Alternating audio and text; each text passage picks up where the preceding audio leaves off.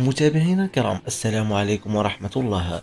غير متوقع قرار رسمي من الكاف يفاجئ بالماضي ومحرز، ولن تصدق ما حدث قبل انطلاق الكان.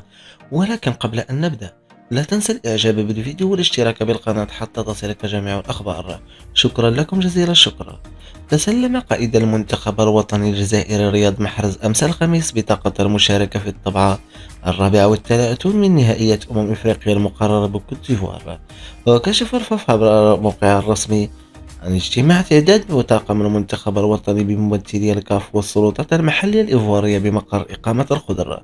وخلال هذا الاجتماع تسلم محرز نيابة عن المنتخب الوطني الجزائري بطاقة المشاركة في نهائيات كأس إفريقيا من قبل منسق الكاف كابيلو بوسيلينغ بحضور زملائه اللاعبين ومختلف أطقم الخضر.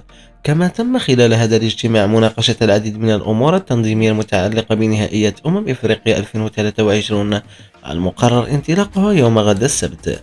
ما رأيكم بما قامت به الكاف؟ أجيبونا في التعليقات.